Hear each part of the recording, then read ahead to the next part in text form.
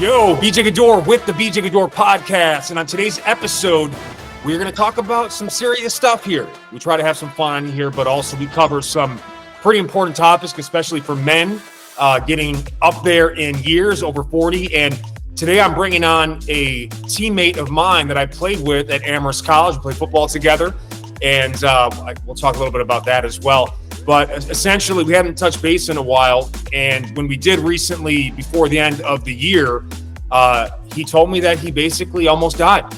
We're going to talk today about overcoming death and the change and shift in perspective that can happen when you are faced with the end of this life, which is truly a gift that a lot of us take for granted on a daily basis, myself included. I'm constantly trying to remind myself that every day is a gift and I should live in such a way to honor that.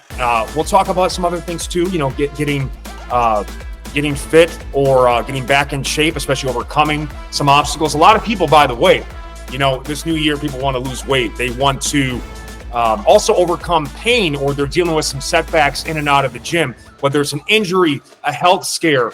A lot of times it's unfortunate, but it's also just kind of part of life, right? Like, you almost have to be scared straight to make some real lasting, sustainable changes in life. I'm seeing it in some cases with my wife right now, which we'll talk about in a separate podcast.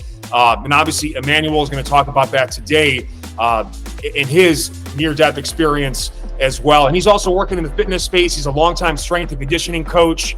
By the way, he was the most jacked guy in the Amherst football team back in the day. It wasn't Uncle Baby Biscuits. I wish it was. I was always like, what's going on with Emmanuel? Them games! So we'll talk about that as well. Before we introduce Emmanuel, he's behind the scenes right now. His son is watching The Lion King, so a good show is going on as well. Housekeeping issue. Those that are doing the 28-day Step-Ups Challenge, I hope you are excited. You know, what I wanted to do is kick off this year in a different way. I'm sick of focusing on weight loss. I know that's what people are looking for. That's what they're searching for. I want to focus on, instead of losing, I want to focus on gaining. We're going to gain mobility. We're going to gain strength. We're going to gain cardiovascular conditioning. We're going to gain function and form.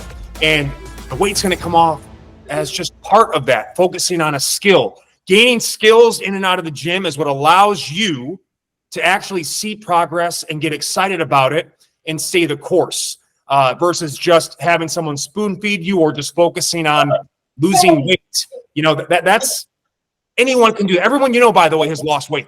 There's not one person you know, I know, that has lost weight. We also know those people who have gained the weight. Sometimes they gain back even more. Not everyone you know has actually gained a skill. Skills you can take with you for the rest of your life. So it's a free 7-day trial, cancel anytime, only $25 for the month, plus access to all of my content, past and present. Okay? This is a great deal, less than $1 a day. Don't be foolish and don't be cheap with your health and fitness this year. Invest in yourself. Invest in yourself. Also, AG1, my go-to greens powder and daily nutritional supplement. Get a five free travel packs plus a 1-year supply of vitamin D through my link, and then all the gear. All right, the wife lover or husband lover tank top, okay?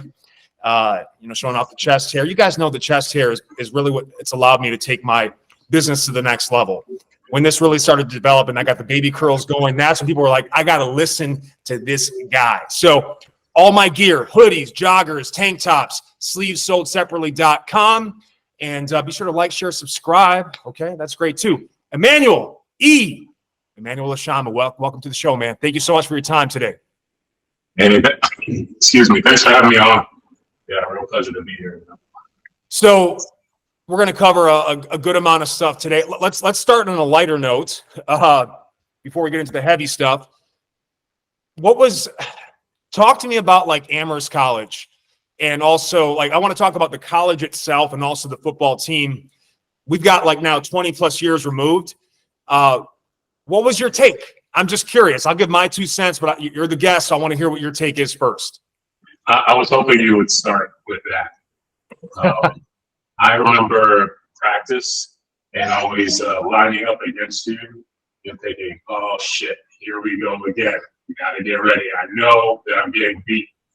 It's inevitable, but let's, get ready to compete, Those are, some of my sort of favorite memories are, being in practice and lining up against you. And then even being in class with you too. That was you know, I appreciated, having classes with you. You're always, if not the most prepared person in class, and you could always tell that you did the hard work. So it's a real pleasure to be able to, 20 years later, thinking back on those memories, to be here now, to shoot the breeze with you a bit about those before getting into serious stuff. In terms of a school, is a wonderful place. I got some of the best friends in my life there. That's pretty much what it kind of comes away with, or hopefully from a college experience. But I don't know. I guess I wonder, how did this school put us on a path, or put to where we are now?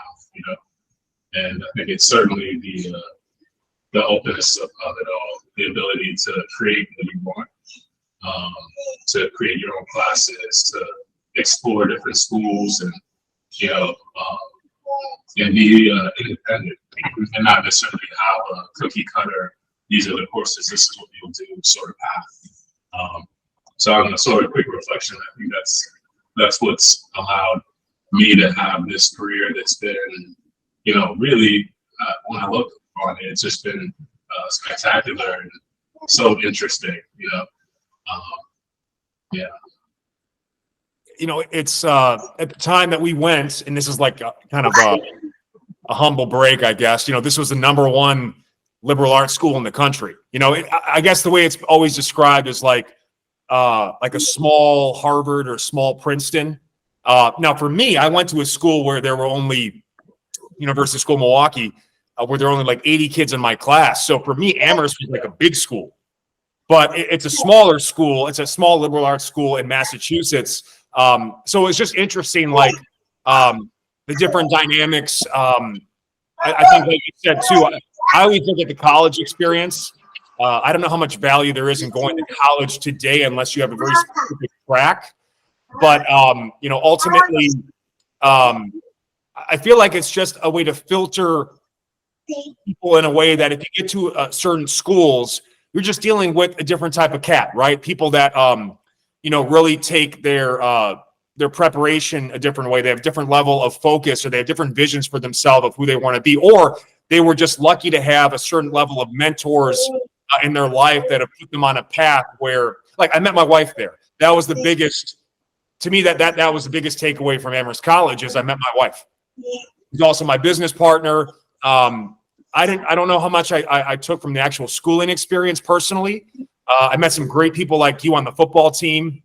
It wasn't like there was obviously like the frat guys, and then people who didn't do the frat, but I never felt like it was like a lot of other football schools where there's a heavy amount of hazing, or older guys ridiculing the younger guys. I felt like it was a pretty supportive environment, which was nice. But I guess I will say I enjoyed high school football more than college football, if I'm being honest. I think a lot of people had that experience. What are your thoughts? I think what you just said, mentoring, actually is a central theme that I think is important. I remember one of the older players on the team, David Franklin, took myself and all the other freshmen at the time. He was a junior or senior. Hey, Samson, come over here. He was a junior or a senior at the time, and he took us from down the hill. As a way to bring us together and prepare us. And this was, outside of like mandatory or, suggested training times. He was just doing this, out of his own goodwill for the younger guy on the team.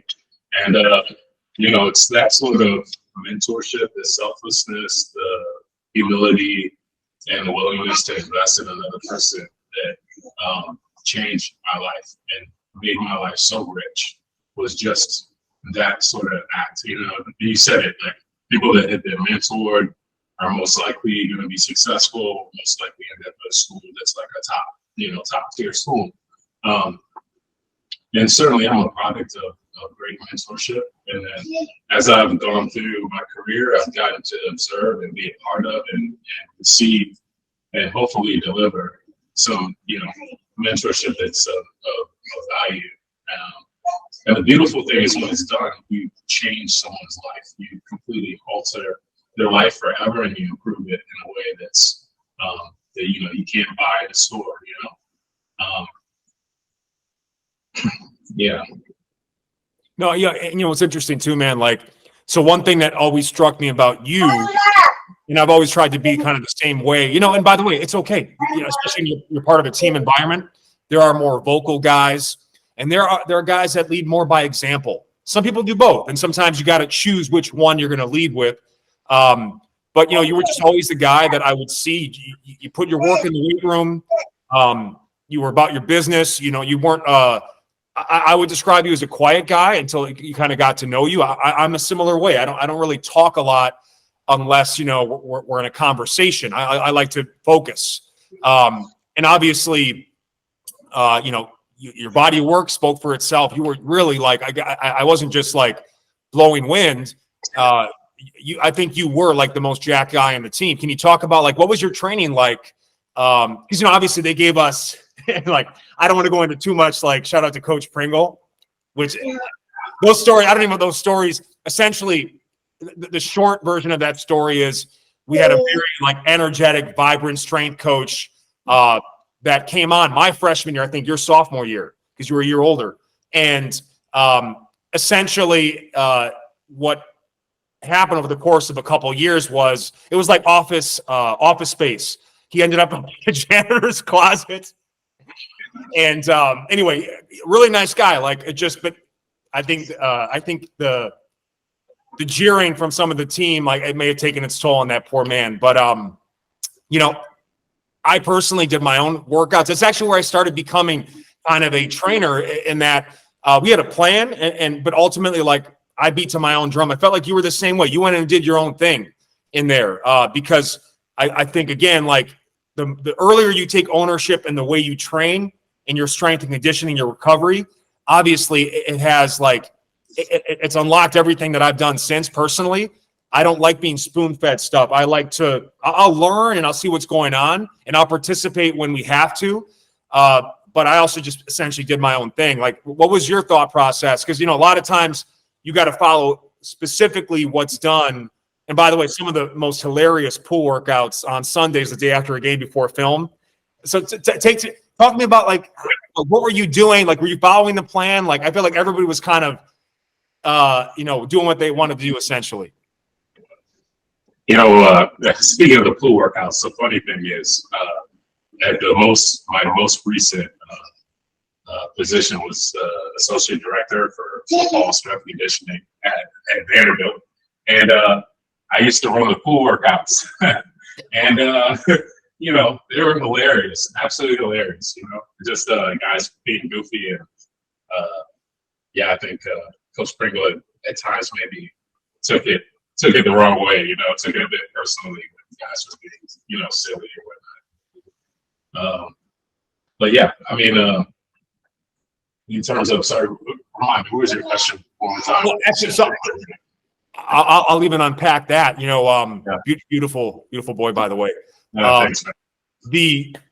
So it's difficult, right? You're working with 19 to 22-year-olds. All right. And a lot of the way men show love is we make fun of each other, we jeer each other. And some people feel the type of way about that. Personally, I don't, I like to support, I'm not a fan of like making fun of people unless I really know them and we're doing it in kind of a fun way. And I think with the case of Coach Pringle, I don't want to say he took it the wrong way. He took it the way he took it. And that can really take a toll on you. And by the way, both of us, I did some strength coaching for my old high school. And I know what it's like working with a teenager, college age athlete. Like you've got to really get their respect. And when you don't have it, it's miserable, right? Because they're almost like men. They're not men yet, but they think they're men.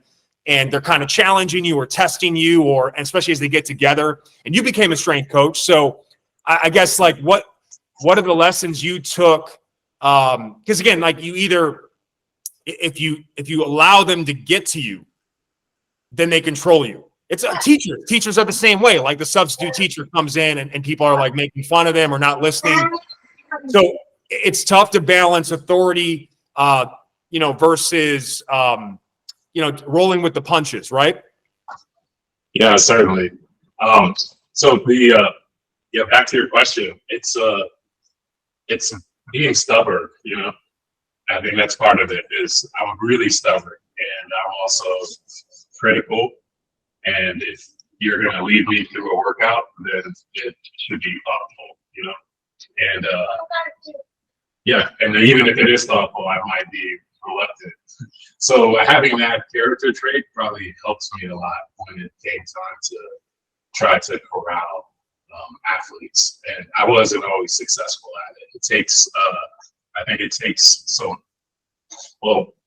there's certainly some sharpening and some skin thickening as well. Like we have to just become really comfortable with being uncomfortable and be, comfortable with not having an answer or, just being yourself, completely yourself. What I've loved about being a strength coach in certain collegiate settings is that at any point in the year, I might know, 1,000 names, maybe more, from just working with that many teams, And, when I did the math of that, I thought, man, that's crazy. I know 1,000 people. I didn't know their backstories too, I know a little bit about each person. And I think that was the real skill that gets developed. And you can only develop it by being in it and suffering, having opposition, having someone test you, and then having a certain type of personality, and then learning how to manage those and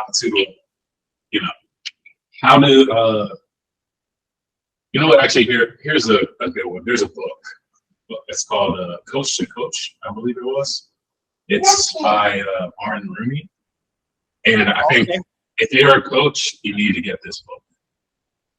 It'll help you so much. It'll help you cut through, and it'll trim that learning curve, how to corral big groups of people, stubborn people, someone who's critical, someone who wants to do, hit, somebody who wants to be a power lifter.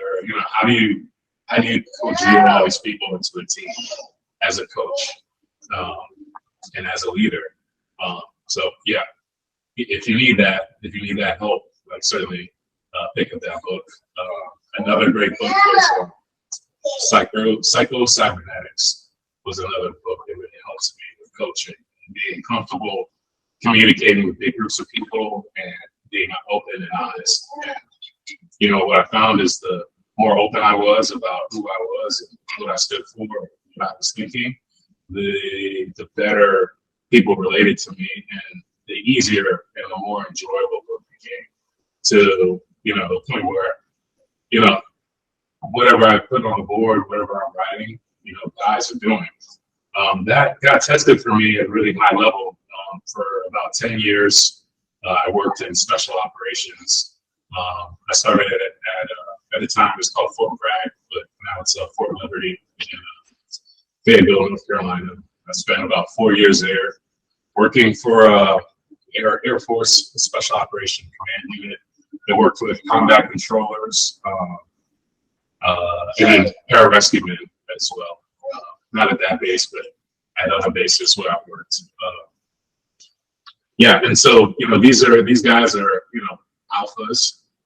They're smart, extremely smart. It's sort of whatever it is, physics, calculus, mathematics that they have to do while they're shooting and running is pretty incredible. Their job is essentially to be the liaison between a team like a Navy SEAL team or a Green Beret team and all of the air assets, the helicopters, the planes, the drones.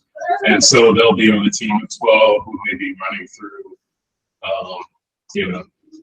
running through a mountain range or a city. And the guy that I work with is not only running, but he's talking to all the aircraft and managing where those effects are going to drop. So a 400-pound bomb drops to prevent, convoy from being overrun. Where does that bomb drop? How far away does it have to drop? What's the wind direction? What effects? So, what is the blast of that, what impact does it have? So knowing all those things while you're, you know, fatigued is pretty incredible. So anyway, long story short, I've worked with those guys for, you know, 10 years, and, you know, they are also stubborn, and they're, you know, they're like us, you know. So I don't know, that got tested, and somebody called it time behind the gun. Is when he described what I was like as a coach. You know, when I told, hey, I've been coaching for whatever 20 years now. Yeah, 20 years. So I said, hey man, that's a lot of time behind the gun. And I was really like that analogy. It just sounds so badass, but it's true. You know, like you get good at it by doing it, and, you know, getting whittled away by the jabs, until the jabs don't even phase you, until you're jabbing back, and until you're, you know, knowing when to crush people. It's another good skill. Knowing to crush them and when to, like, turn off the gas too. I love it. Well, you know, a couple of things there to unpack. You know, number one, my first mentor, if you will, was my high school football coach, who basically, like, I was in 8th grade, I was 14, I was a fat kid. And, you know, I was involved in sports up until that point, my whole life at that point. But, you know, I was kind of lost, and I was looking for an identity. And all of a sudden I'm in the hallways, and I hear, yo, BJ, you coming to the weight room? This is, you know, he's this really fiery, short Italian guy with a neck. He's like a Mike Tyson neck. He was a record-breaking power lifter in Wisconsin as well. And he pulled me up into the weight room. You know, he saw something. He pulled me up into the weight room and taught me how to squat, bench, clean, deadlift. And essentially, it's unlocked everything that I've done in the fitness space since. A single moment, right? And I hadn't missed a week of training since that time. And I think what it really inspired me, because I go in there, and this guy had arthritic hips and shoulders from years of powerlifting, but he'd still be doing the workouts. He'd be deadlifting over 500 pounds, and you just see the intensity, and, like, he didn't have to say anything is what I'm trying to say. Like, he just led by example. And, you know, I think a good part of coaching is that, like, you never ask your student or your player or your teammate to do something you wouldn't do or have done in the past. Obviously, like, you know, as you get older, you don't always have to do what you did in the past, but having done it and being able to relate to people in a way, I think, is pretty critical when it comes to coaching. The other issue with coaching too that can get tough, you mention it, stubbornness. Like, stubbornness is an essential trait for success in leading men and women. It's also a Achilles heel when you don't know how to rein it in, or you don't know how to read the room or pivot, right? You know, you see this all the time in professional sports where, you know, a guy has a system, and he just, like, he wants to stick to it, and sticking to it and working through the kinks allows you to get to the other end, right? But sometimes, like, this ain't it. So I guess that's really the, in my opinion, the hardest part of coaching is a lot of coaches, you know, maybe they were the best player or teammate in the past, and they've graduated now to teaching other people how to do it. But stubbornness, again, the catch-22 of stubbornness. And I guess, how do you manage that? Like, as a coach, a strength coach working with special ops, that's a whole new level, because now there's even more on the line. I don't know. Like, it sounds like we're both, like, you know, it's the bull, right? The stubborn bull that wants to just keep pushing forward. What are your thoughts on that? Well, let's see. I think, well, one thing actually, most recently, is being a dad changed how I coach. Certainly, and it made me a much better coach for sure. Especially for, you know, college athletes. You know, by now I'm old enough to, you know, be some of those athletes' parents. You know, I'm the same age as their parents. So that dynamic was, I don't know, I just found it so surreal and so, like, just wonderful, you know, to be able to develop a relationship like that with players. Sorry about this, BJ. It's okay. Here we go with that. Yeah, so being able to, like, develop those sorts of, like, sort of approaching it like that. Like, would I make my son do this? You know, would I make my son bear crawl 100 yards? You know, after practice, you know, knowing that his shoulder is already, would I do that? You know? And I think that's what happens too, is when you get removed, you forget how difficult those things are. And you just kind of apply them without, you know, being cognizant of what you're actually doing, you know, when you're physically removed from that sort of, from those stressors, you know. So, yeah, I think that's what ended up being the test for me. So would I want my child, would I want someone to talk to my child like this? Exactly. Yeah. So, I mean, that was a big change for me. In terms of like the stubbornness with the military, I think it was, what got me really good was not pretending to have the answer all the time, you know, even if I did, was to ask first and try to seek to understand was our big mantra, right? Seek to understand. And I'll tell a story about a special operator, right? And this man would come in the weight room and he was, you know, classic John does upper crossed. His shoulder blades were pretty much touching and his knees were not. He was tall, red hair, very angular features, and you know, he might smell the weight room and his back starts hurting, you know.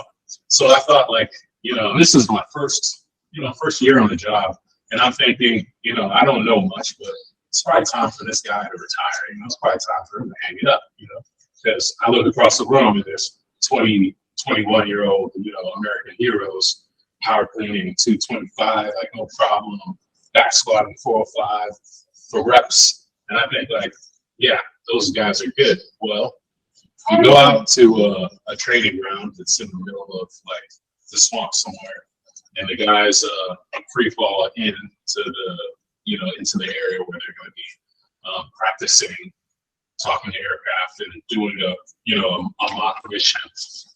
So this is like essentially a game day, you know, or a scrimmage day.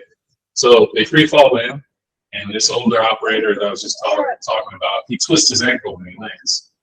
And we're on the ground to see him, and we ask him, hey, can we take your ankle? He says, man, get away from me. We were like, please, can you take it? He said, get away from me. And he takes off running, right?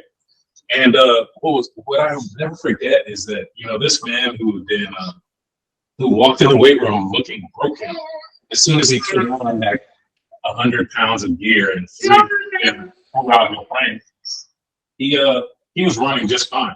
And in fact, he was running better than all those young guys. And he looked back at them and said, man, pick it the fuck up. And just kept running. You know, the young guys are tripping over their gear.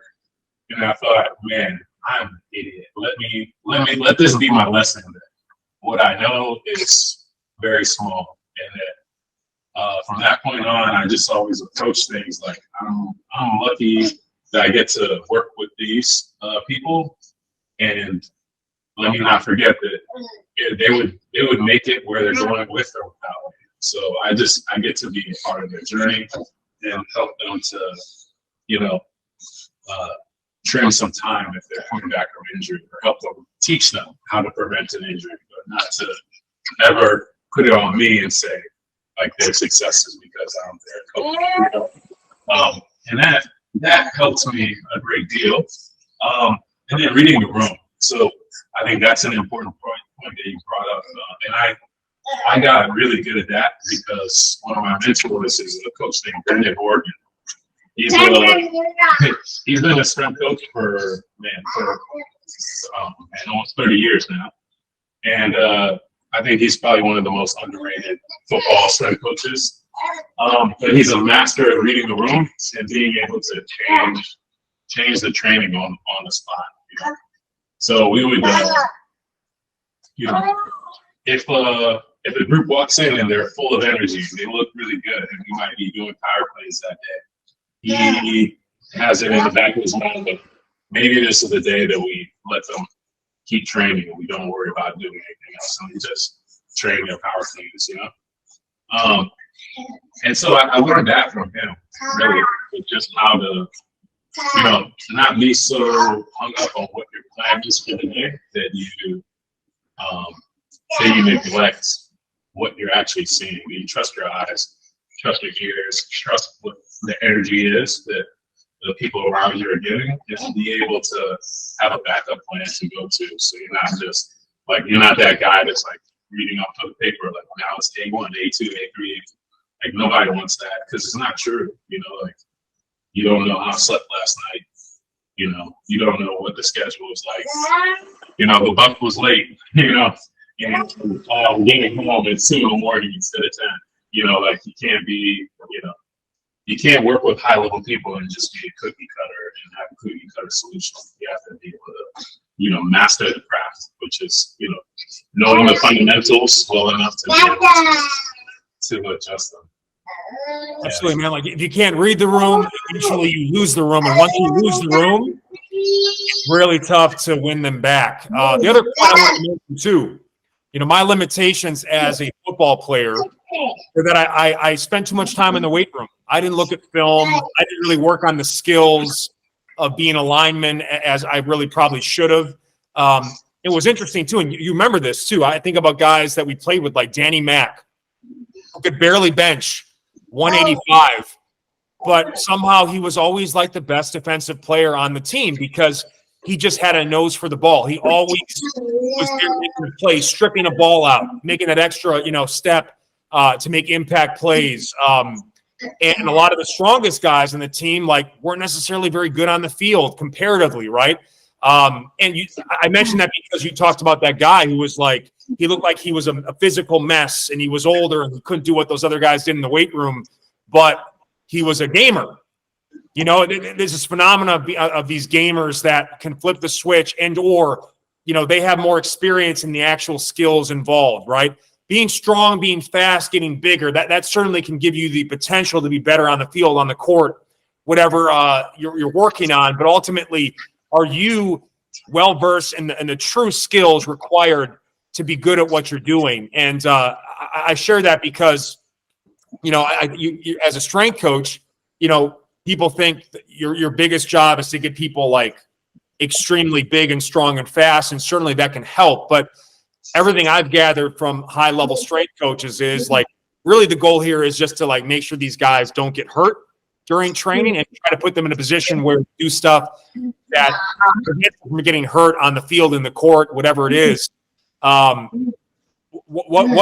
is your mindset when you're a college strength coach? Like, because again, you're managing so many different personalities, different levels on a football team, for example. You got so many different body types. You got the endomorphic linemen. You got the ectomorphic wide receivers. You got the mesomorphic linebackers and running backs. And the training is different, skill-based, energy, all that stuff. It's a challenge. Oh yeah, certainly. Yeah, I mean to wrangle not only all those variations of positions and body types and energy system needs, but then also to couple that with injuries, you know, which are just, I mean, in football are prolific. So, and I think as a football strength coach could possibly be one of the most frustrating, if not the most frustrating thing, to spend all your time, you know, creating programs that, you know, are safe and deliver a healthy team. Only, you know, to know that certainly in spring ball, there's going to be something reckless happening and you're going to end up having to repair guys that, you know, that you put a lot of work into keeping healthy. Yeah, that's certainly, yeah, I don't know how we do it. I do a lot of analysts. And, oh, yeah. And by the way, you guys are also getting thrown under the bus. Oh, yeah, they're like, it's the longest, you know, joke in the game, right? The first person to get fired in a losing season is the strength coach. When in reality, like I look at D3, like Amherst, like there's no spring ball. Like you get these guys for 2 months, and then you can give them a plan. But there's no required or mandatory work. Some of the guys play multiple sports. You know, like Vanderbilt is D1AA or D1. D1 Yes. SEC. So you get a little more control, right? So there is spring ball. Yeah. Like, you know, people have to kind of show up to stuff. But like D3, where we played, like it's kind of like a free-for-all, except if you're in season. Even in season, like you don't have to show up for the additional workouts outside of practice.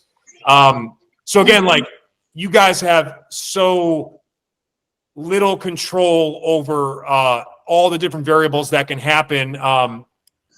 So it's unfortunate, but it is what happens, right? Because for some reason they look at the strength coach as disposable when, this is not an easy job. And this is the job that oftentimes we're not putting these strength coaches in the best positions for success because we're not prioritizing the strength and conditioning like we should, right? It's sometimes an afterthought, or I don't know. It always frustrates me to see that because, again, I feel like it's one of the hardest jobs in a team environment.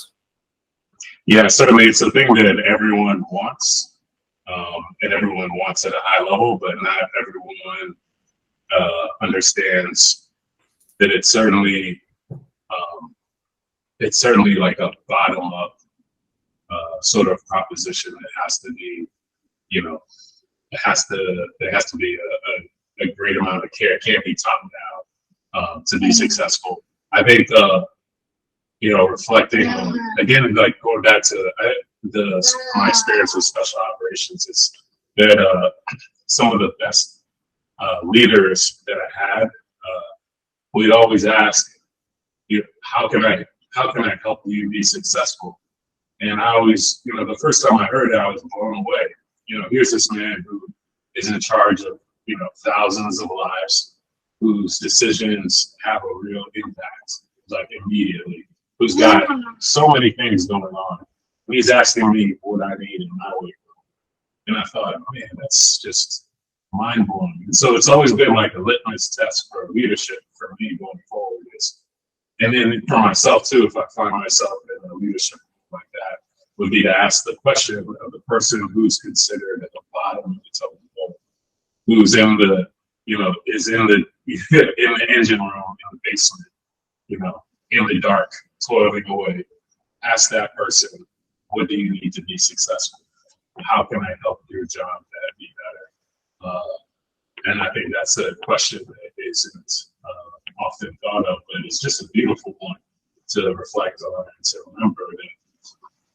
And especially when it comes from someone like the guys that I'm talking about, like I said, I can't say enough about how incredibly humble that is and how it sort of runs in opposition of what most people would assume those interactions would be like.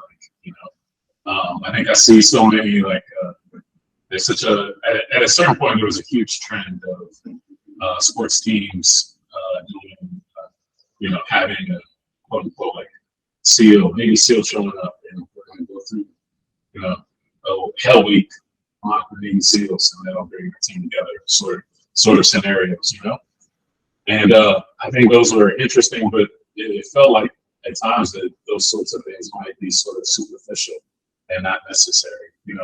If the real lesson is humility and how just to be a really great teammate, top down, bottom up, laterally, both ways, then then that's the real. It's not the performative aspects of doing hard things together that makes people better people or better teammates. It's really the hard work of thickening your skin to be wrong, to be able to say, hey, I'm wrong, and then to have someone next to you say, hey, I got you, and it's not a big deal. Or to be, here's an example, we're going for a hike and I forgot water, but you brought two, It's that sort of scenario that I was always hit with, was we'd be out somewhere and somebody had already planned to have a backup for anyone else. And that sort of selflessness, I think, is just it's real gold, So when you see it and you're lucky enough to be around it, you want to help replicate it. What's interesting too, man, like every team or organization, there is a hierarchy. You can't do anything about that. You got your leaders, your captains, and/or your star performers, star players, higher level people, and then there's the others, as they say, or more the role players, or people on more the bottom rung of the organization. And anyone who's been involved in a team setting knows that you can only go as far as the weakest links in the chain.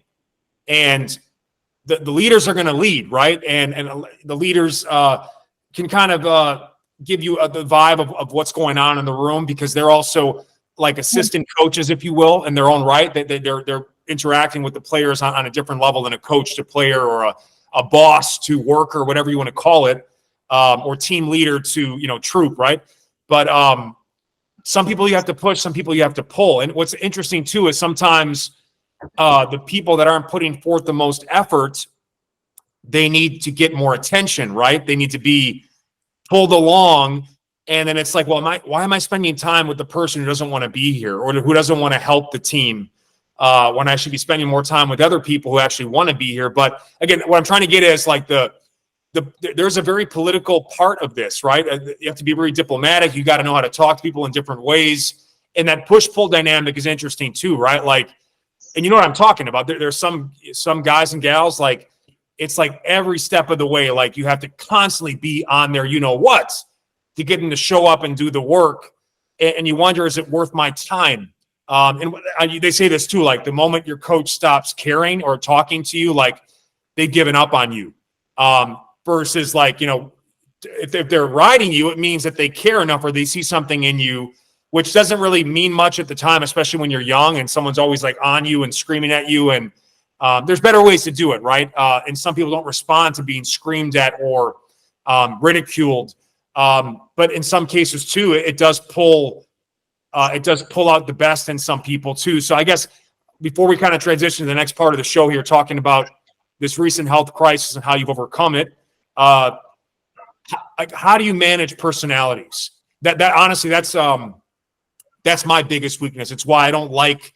I'd like to keep it just my wife and I as much as possible, because managing human beings takes so much energy for me. I find it very demoralizing, depressing, because like I'm just going to do the work, and I can never find people that can keep up with me or go at the tempo I go at. So I'm just like, you know what? I'll just do it myself. But obviously, in a team setting, you can't do it that way. You got to bring those people along. Yeah. That's a hard question. I don't know if I have the answer. Like, I don't know. To be honest, I think it's it's finding, going back to having interacted with so many people. I've been fortunate enough to also, live in different places, and finding one commonality with a person is where I think the managing a different personality starts for me. Is figuring out anything that I can relate to with each individual, regardless of where they fall on the scale of motivation.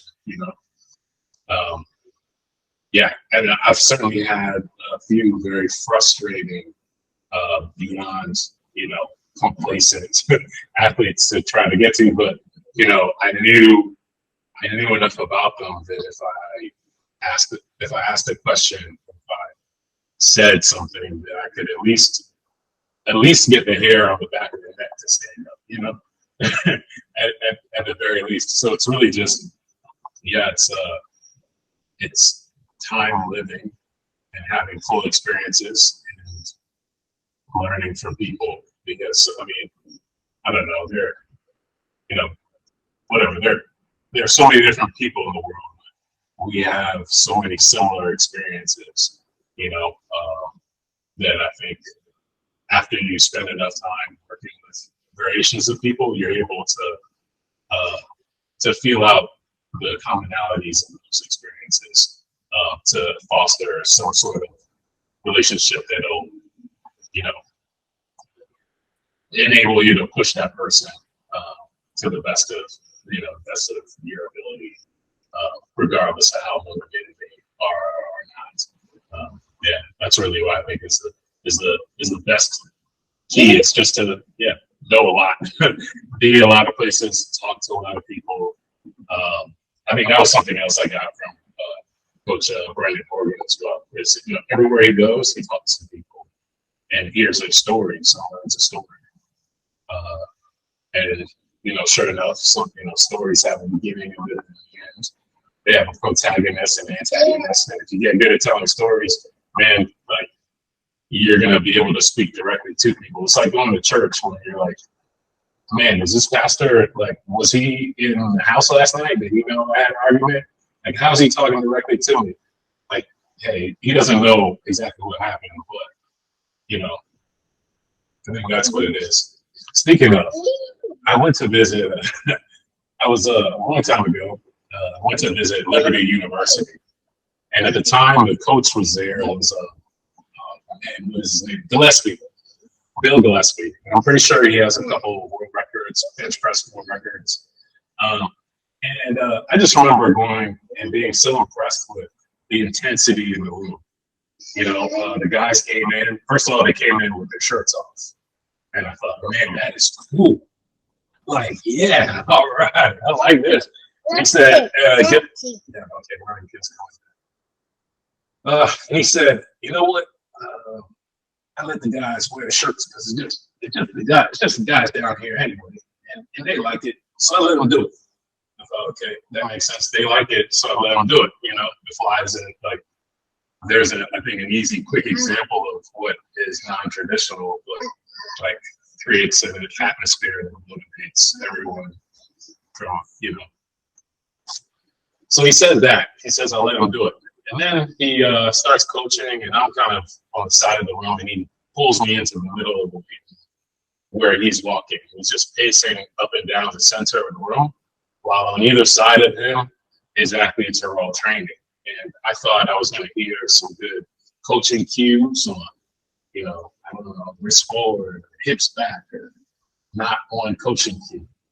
He started off by talking about their families. He said, today you're going to dedicate your work to your families and to your God. And kids went nuts.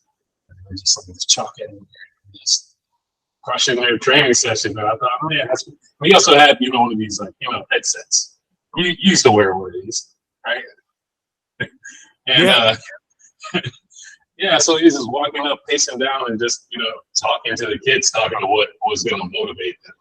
And I thought it was just man, that was such a beautiful lesson that day to see, you know, early on. That was early on in coaching, that it's not always about the coaching the perfect technique. You know, you're not talking to a robot, right? Yeah, you're talking to a person, so you want to elicit something, get them to think outside of where they're at. Psychology over programming. Yeah. That seems to be a common theme. So, you know, we've been in touch sporadically via email over the years, and towards the end of last year, I got this email. I opened up. I go, Emmanuel, it's been a long time, and I was blown away by the contents of the email. And I was initially saddened by the news, but also happy to hear that you were on, looks like, the other side of it. But take me through this, like, this incredible health scare that happened to you recently, and you know, what it's done for you as a dad of a young man here, going through a career change at the same time. The pandemic, like, this hit you during the pandemic, essentially, post-pandemic situation. So it's been a challenging time. Yeah, certainly. So what is it? April 17th. Yeah, April 17th, actually the morning of the 18th. I woke up at 2 o'clock in the morning, and I felt like a pop in my chest. And I said, what the fuck is that? And I just kind of sat up, got out of bed, started walking towards my bathroom, but I didn't really make it. I just sort of stumbled, collapsed into the wall, and fell on the floor. And the last thing I remember was thinking, man, I'm so tired. I just need to rest here on the school floor and I'll get up and I'll be all right. And it felt like I was there for 5 minutes, but it turns out I was there for 2 hours. I got up, got dressed, and thought, man, I think I need to go to the hospital. I don't feel good at all. I still feel like something's not right. So I got in my car, started driving to the hospital. Luckily, I mean, the hospital isn't far. It's not even 10 minutes away from my house. And it was, 5 o'clock in the morning. But as soon as I pulled out of my driveway, I knew something wasn't. Like, I was really, really messed up. Like, I was still thinking, I'm going to drive. Like, I'm dressed to go to work, I'm thinking, like, this is going to pass. I'll be fine. And it's not passing. Well, I'm really in trouble. I need to go. So I called Brandon, tell him, like, hey, I don't feel good. He says, get to the hospital right away. So don't worry, I'm with it. I park, I walk in the hospital doors, and I'm not barely like walking. When I get in there, they admit me right away, come back and tell me that I had a sustained aortic aneurysm. So essentially, my entire aorta from where it enters from my heart all the way down to my kidneys, and basically just started separating. And I needed to have emergency open heart surgery to repair it. So about 3 hours after I got to the hospital, essentially as soon as the operating room was available, I was having my chest cracked open. The surgeon two surgeons, Dr. Quintana and Dr. Apsey, absolute heroes. Dr. Apsey, before the surgery, just said, reassured me. He said, man, you're going to be all right. Like, I got you. Just put a drop stitch in there, and you'll be cool. It's the way, the confidence they delivered that news with made me feel like I was going to be all right, despite how horrifying that scenario is. The common name for what I had is called the widowmaker. Because I mean, the status something ridiculous. It's like 99% of people who have this die. Of that 1% that don't die at home, like half of that don't make it through the surgery. So I'm a very, very small group of people that survive something like this. I don't know. So anyway, there I am. I have a surgery. I wake up in the hospital. My aunt is already there. So when I wake up, I see my aunt sitting next to me. And I ended up spending a month in the hospital, just dealing with complications and dealing with just that absolute like pain. I mean, it's literally, they cut your sternum in half and then crack your ribs open. And so like the effects of trauma on my body was just like nothing I never experienced. It was the worst pain. I wouldn't wish it on the worst enemy to have to deal with that sort of burning, painful, just sore sensation while you're healing.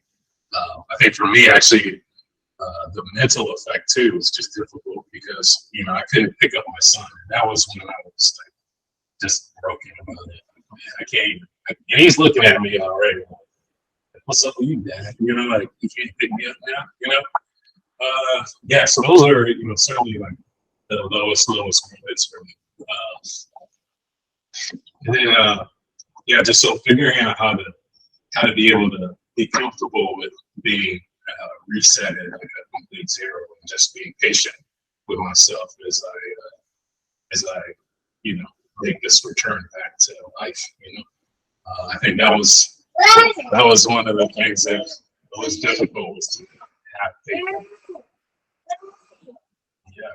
Yeah, Lions. He's obsessed with Lion King. It's hilarious. Yeah, Simpson. Right. Let me take this.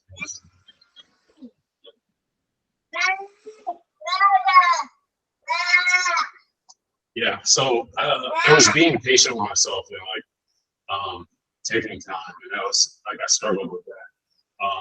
Even now, looking back at the amount of time that I took off from work, I mean, it was 2.5 months later, and I was back at work. I was like, what am I, crazy? But at the time, I was like, I'm taking too much time. I need to get back to work. I didn't think anything was wrong with that, and then I was just in a rush. I was in a rush to get back, and I needed to just be patient, and like that patience had to grow, And I wish if I could do anything or give any advice, it would be to exercise that patience early on. You know, everyone was telling me, like, man, just sit down, sit down, sit down. But I did not sit down. I have to make up for all this time that I missed. So, you know, like, oh man, everything. Yeah, everything. So, yeah. So what was going through your mind in the immediate aftermath of this? Like you're on the hospital table. Are you in your mind like about to go under, questioning whether you're going to wake up or like, and then obviously, how humbling was the road back? As someone who is, you know, as I always remember, so fit, so vibrant, you know, you would never think something like this would happen to you. What are the lessons in the road back? Yeah. So yeah, I definitely had that feeling of, man, like this could be it. I mean, it had us a couple times. The first time was in the bathroom when I collapsed, and I was on the floor, and I'm like, damn, this is it. Like, no, this is not good. You know?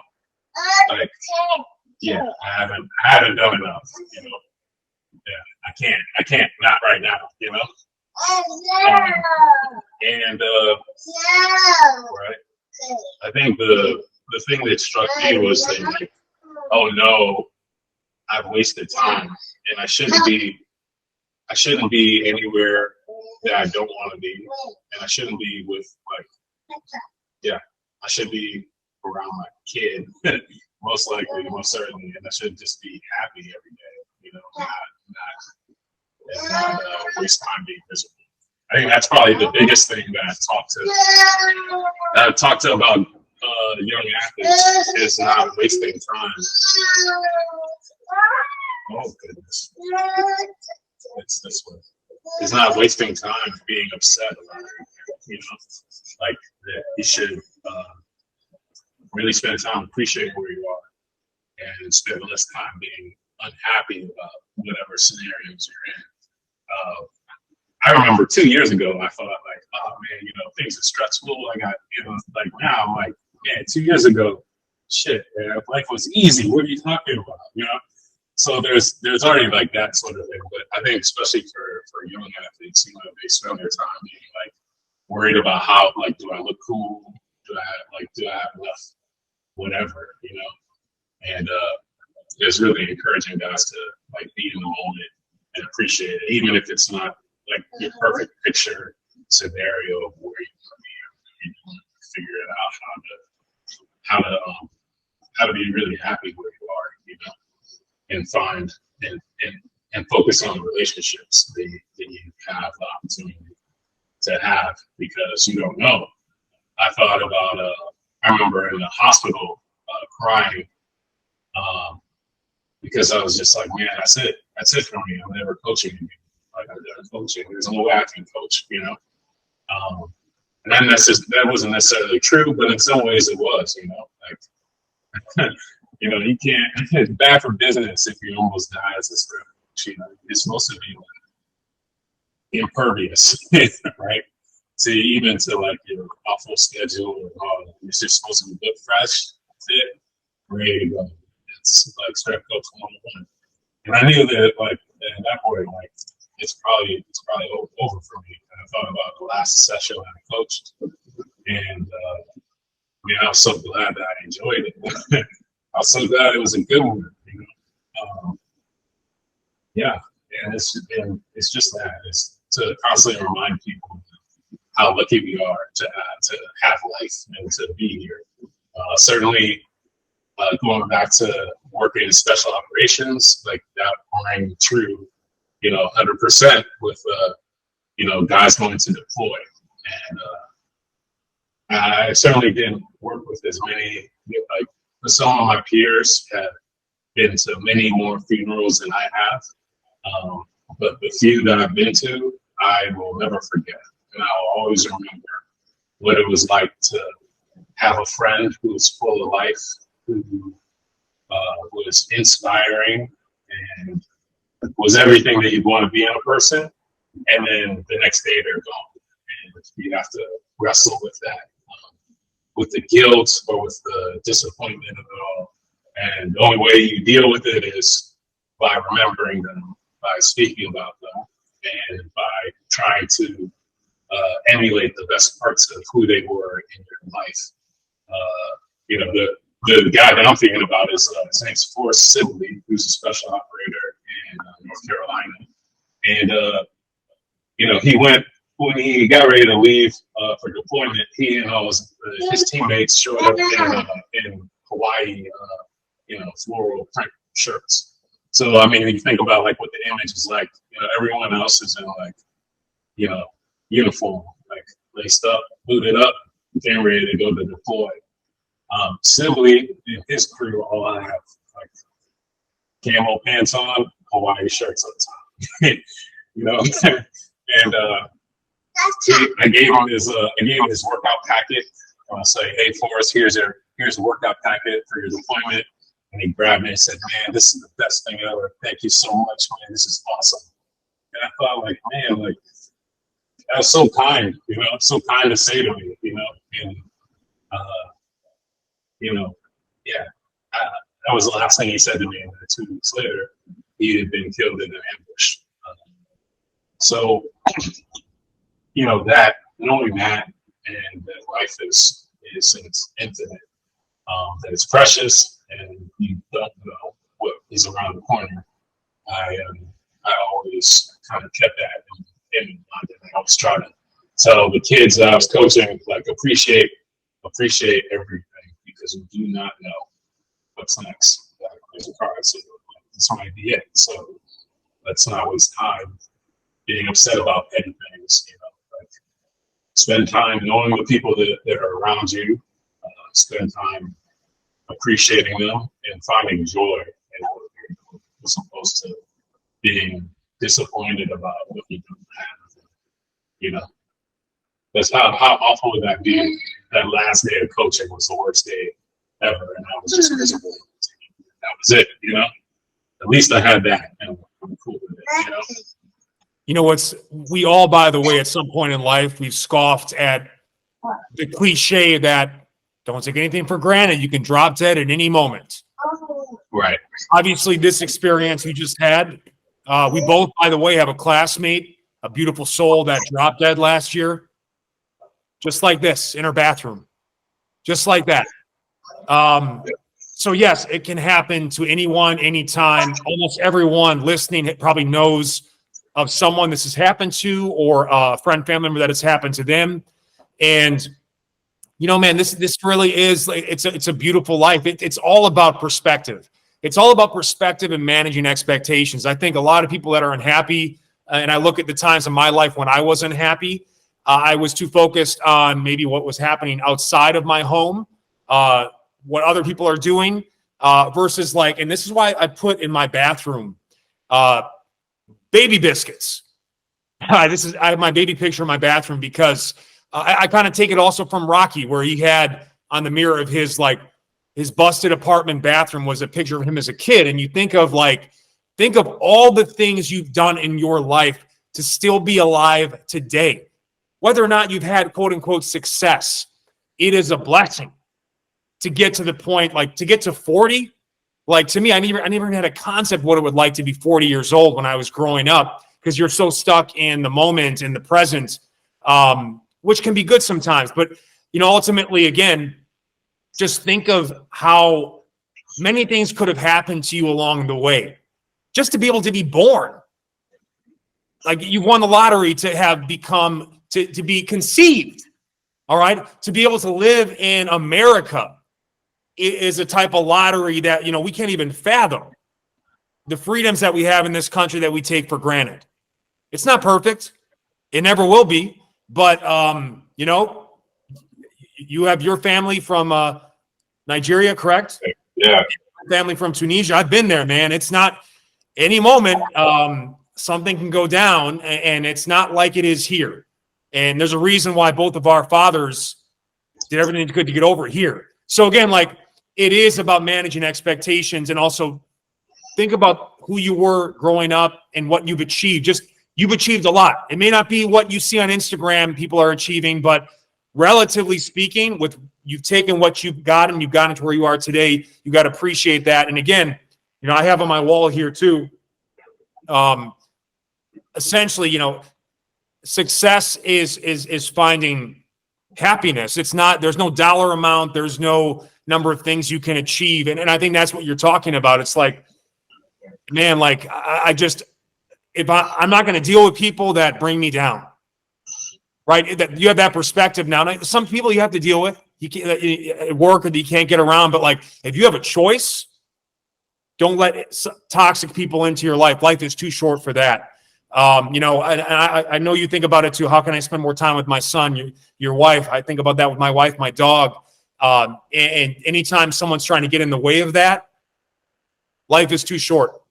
I hope people listening to this, take that from your story as well. Because again, like it's got to be humbling for someone that I knew could bench like 400 pounds, can't get out of bed. So how about the rebuild? Like what did that look like for over the last 8-9 months? Because we're talking like small wins, right? Being able to maybe do simple tasks like use the bathroom without assistance is like the goal. It's not like versus the goal. I want to lose 10 pounds this year. This is what I'm talking about, perspective, right? So take me through like that process. Like how slow was it in the first like 6 to 12 weeks of just regaining function? Yeah, I think certainly being able to go to the bathroom, that was a big one. Yeah. And then when I went to the bathroom, it was to see how much I atrophied so quickly. I mean, that was on the goal. The goal was to use the bathroom, but on the way there, the mirror above the sink, and I would see myself, and I would say, "Oh my God, I don't even recognize me." Like I didn't know, I always had traps and shoulders, and now I can see bones. Like I remember that just being like, gross. So my gains. Yeah, man, like disgusting. This is like the type of body I just used to look at and judge. Like, how are you a man? You can see bones, like but can't judge that. Yeah. To that point, though, the people who love you, did they care? No, not at all. Not one bit. This is again like muscle's great. You can't take it with you. No. Can't take it with you to the next step in life, whatever that is. So, but keep going. I just wanted to, because again, the perspective side of this, you think this is important, the traps and that. Yeah, it's great, but I'd rather go to the bathroom without assistance. Yeah, but then the next thing was being able to walk around the block. Just being able to walk, and that was frustrating. Simply because from being a high level, all of a sudden I can't walk around the block, and that's difficult. So I think that was again, it's like being patient with slow, with knowing that you're going to be so far behind, but just being methodical. So I think what's taught me is how powerful consistency is. That it's not intensity, but the consistency is what's really been the most helpful for me, and just being able to like fall into the routine of like what I do, like training wise, and not being worried about like obviously I don't care how much I bench press. Like my pec got sawed through, so I can't bench anywhere near what I used to bench. So now it's like, man, 185 is hard. But it's kind of funny, like I laugh about it because I think about the first time 185 was hard when I was probably like a freshman in high school. These are the weights I was pushing when I was a freshman in high school. So if anything, I think humor is important too, and being able to laugh at myself quite a bit. I laugh at hard circumstances. So. Yeah, I mean, when you put in perspective of like, hey, I'm alive, like things that might upset you before I kind of laugh at it. I don't know if that's just like a bad coping mechanism, but it's working for me. It's just just to laugh at. So when I catch myself struggling and not being like demoralized by it, you know. So it's brought me joy, just being able to like start over again. You know? Yeah. And where are you at right now with the exercise component? If you, I guess, two questions, like, what are you able to do right now, 8-9 months post-op of open heart surgery, a 1% survival rate, and also how has your approach to fitness changed? You know, I say this to people, you know, people think when they think fitness, they think muscle and body fat, but there are 3 components to me in terms of physicality that allows someone to have quality of life. And it's your heart, it's your diaphragm, and it's your spine. When any one of those 3 things are not functioning properly, or they have they're in pain or they're compromised, I don't care how much muscle mass you have, I don't care how much money you have, you are not going to enjoy your life to the fullest. You're compromised. So obviously, I'm assuming that cardiovascular work has taken a little more of a prioritization in what you do, especially as someone who is, you know, like myself included, a musclehead. I don't, cardio is a lot more important to me now than anything else. Yeah, certainly. Yeah, you know, what I'm measuring myself on now is I have a rucksack that I put things in, and I like to go walk on the woods with it. And, you know, 3 miles, 6 miles, planning on doing 9 miles next. And am I strong enough to carry my child, put him on my back or my legs? Is my torso strong enough to hold him up? And that's why I back squat now, you know. It's just to be able to do that with him so we can be out in the woods and nature. Yeah, I can spend that time. So yeah, certainly cardiovascular health development is critical. A guy that really shaped my philosophy on that is Joel Jameson. I really love his work. I would recommend his work. You know, studying his work and learning some of his methodologies to anybody that's interested. But certainly, I'm not training at a very high level, running shuttles or anything like that. Not pushing any sleds, but you know, I think I'm doing a fair enough job of, like, you know, working the systems that I need to be able to live a life that I want to live. You know. Yeah. So here's what I love about that, and why this is like, and again, this is what, so here's an example. I'm watching the latest Netflix series, You Are What You Eat. Definitely something to check out if you're interested in health, fitness, diet, nutrition, or the future of the planet. You know, a lot of things to think about when watching that, but, and I'm not to get political at all, but Mayor Eric Adams of New York was on the show and talking about, he had this crazy health scare where basically he went and they told him, you're diabetic, you're going to have to take insulin shots. And within the same day, he goes home. A lot of people, by the way, they take that news, they get depressed. They just accept the reality of, okay, I'm taking injections.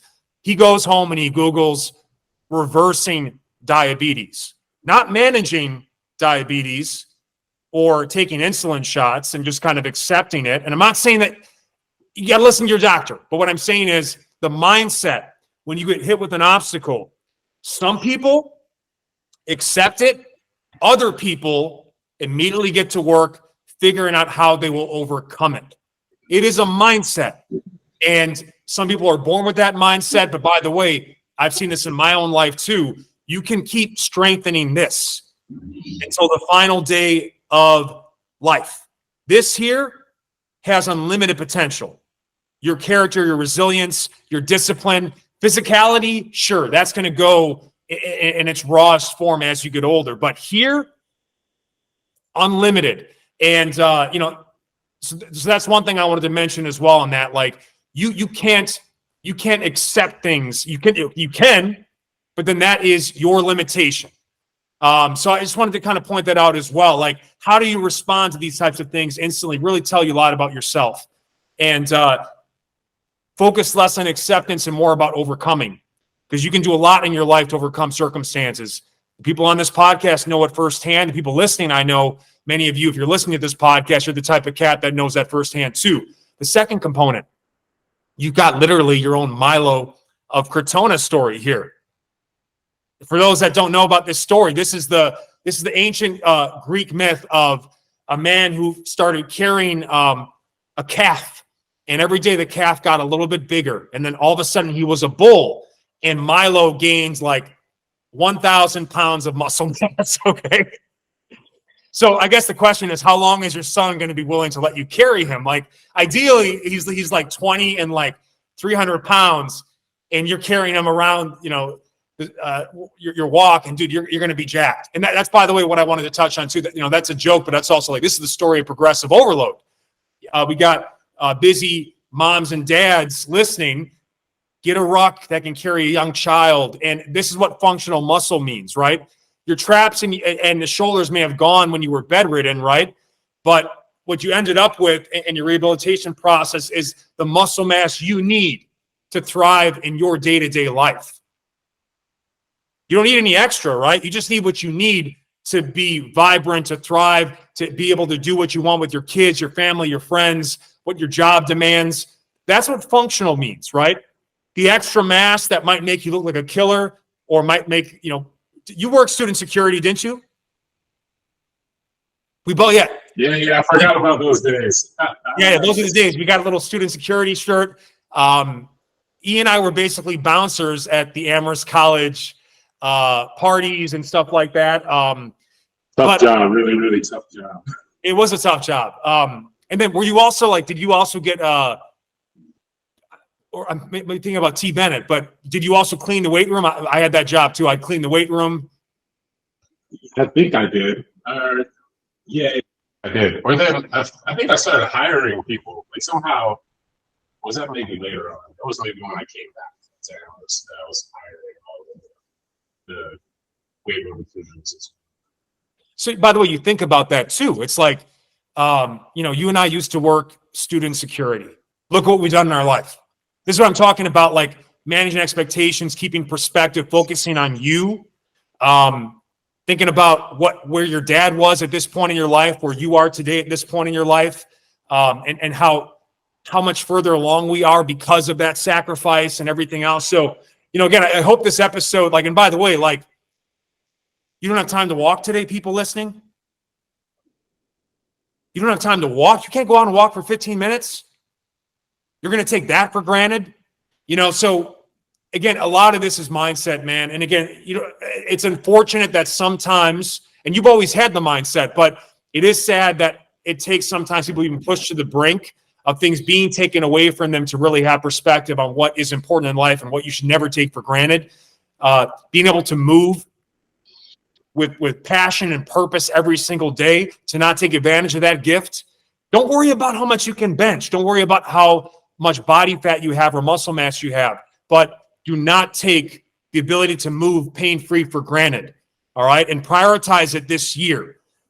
Closing out.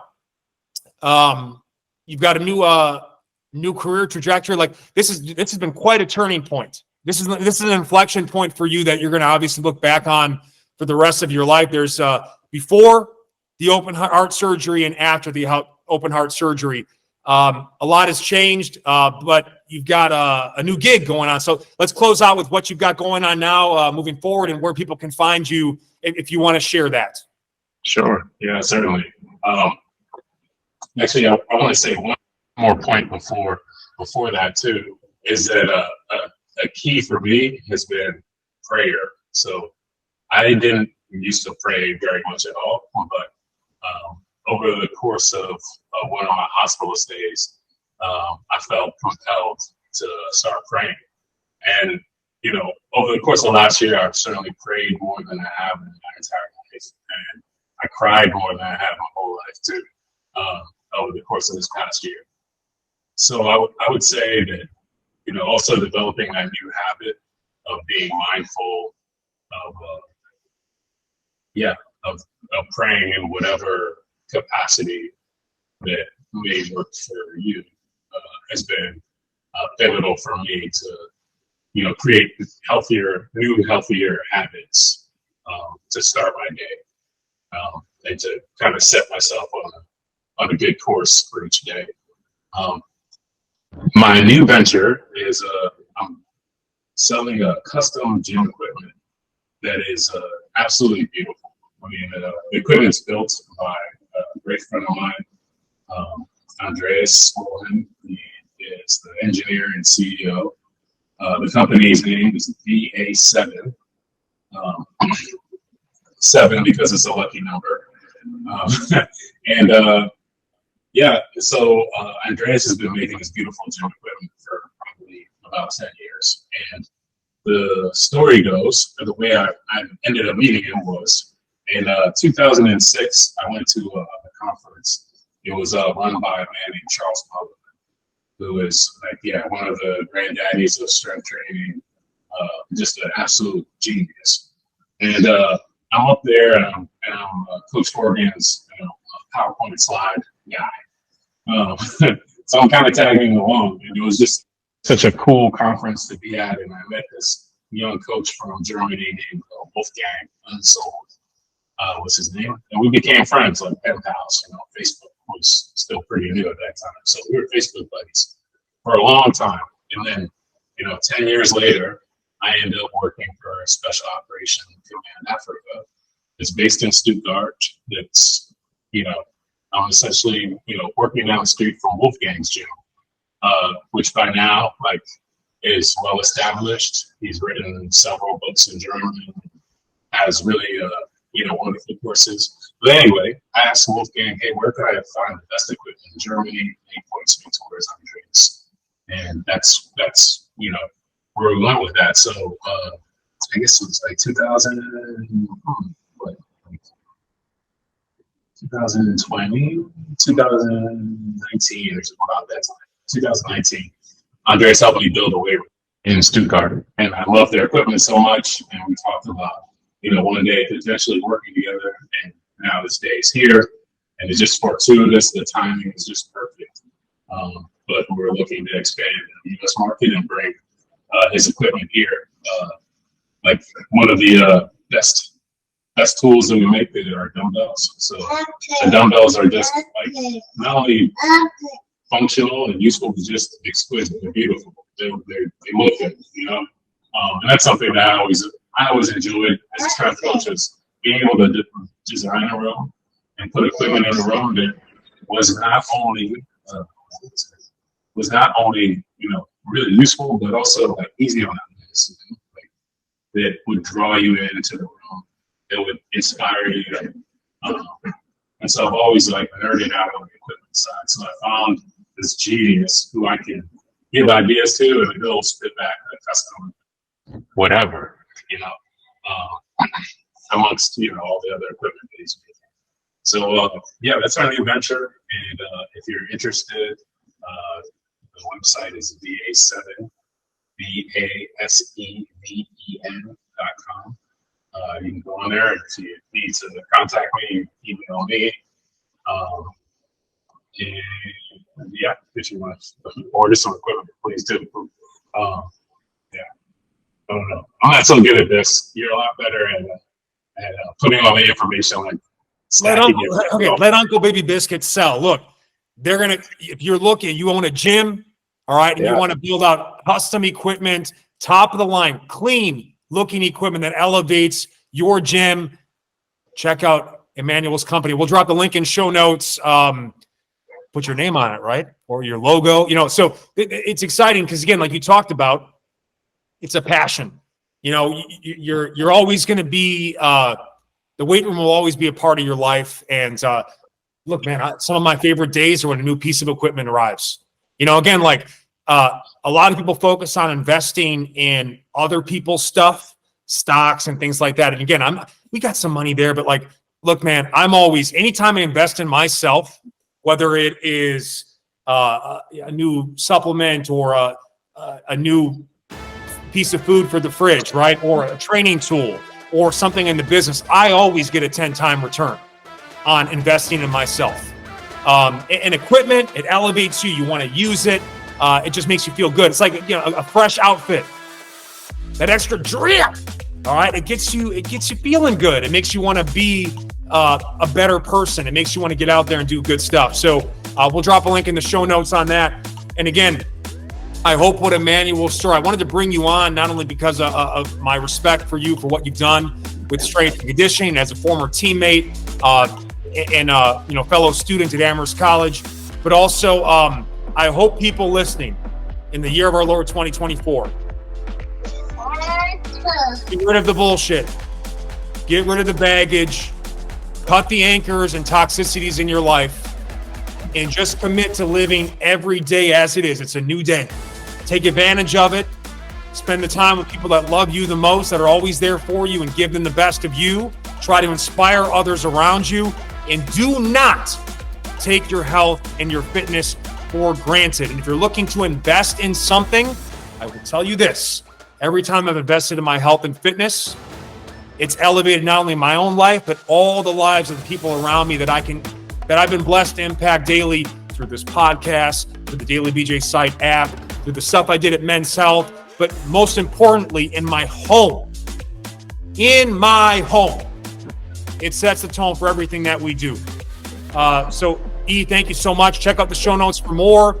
Check out E's awesome new venture too with weight training equipment company, which will drop in there as well. We gave you an hour of our time. Can you take a second to click the 5-star? If you're on iTunes or Spotify, or if you want to give me 10 seconds of your time. I know I'm asking a lot. We gave you 90 minutes. 5-star plus a rating that says, a review that says BJ Podcast Good. Okay, 3 words. BJ Podcast Good. That'll mean the world to us. If you're on YouTube watching, also like, share, subscribe. Lots of video podcasts coming your way. Lots of amazing content. I hope you took some inspiration from this. I know I have. And thank you guys for listening. Love you guys. Peace.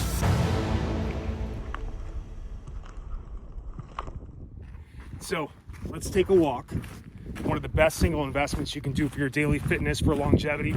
And let's intensify it with a weight vest. Now, obviously, adding the weight vest is great because we add a little strength to our walk, but there's 2 10-pound plates in here. So what can I do with that? I can obviously put it on my back.